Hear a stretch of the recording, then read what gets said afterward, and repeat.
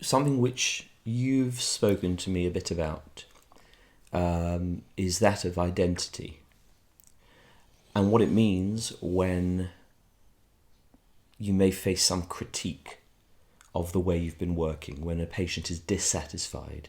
And you've mentioned in the past that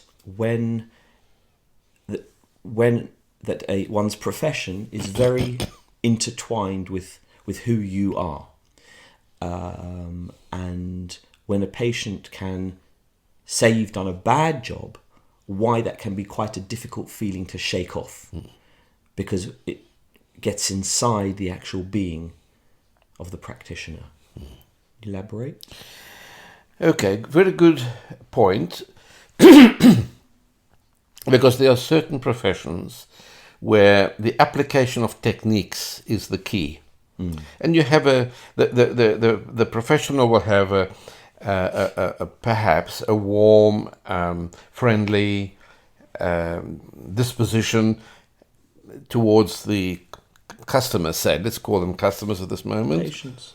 Or patients. Oh, I see. In certain professions. And if things go wrong, he can say, well, okay, my technique wasn't good. I'll find a new technique. I'll find an alternative technique.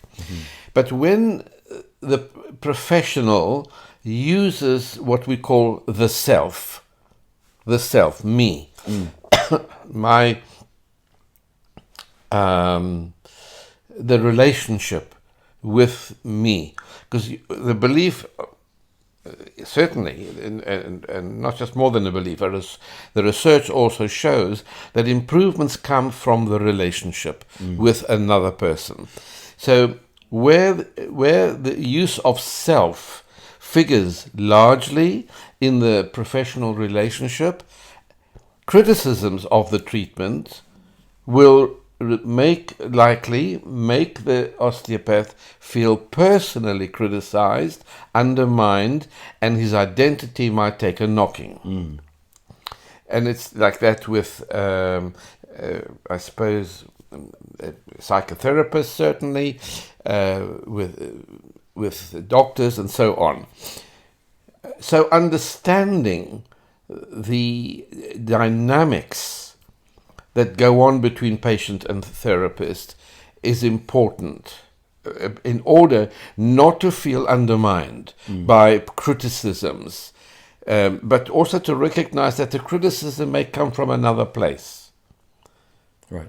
That's what I wanted to say, actually, that sometimes the criticism, which can be so hurtful to the practitioner, it might be so hurtful, yes, should be used as food for thought, as information that can be used in the therapeutic encounter. Right. In other words, why has the patient used such language or behaved in such a way that makes me as a practitioner feel such a failure? Yes. Because there are ways to express dissatisfaction with the treatment. It could be excusing the practitioner. It could be saying, I realise this needs to take time. Or I didn't rest like you told me to.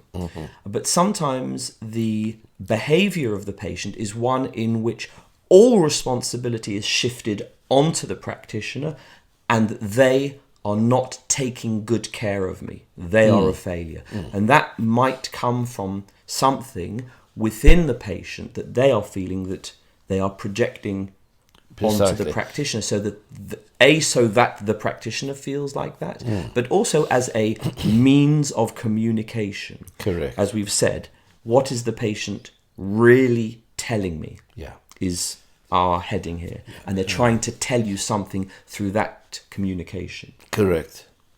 So the key word here is projection. The patient is projecting something into the osteopath in order, unconsciously perhaps, to make them feel a failure or feel bad.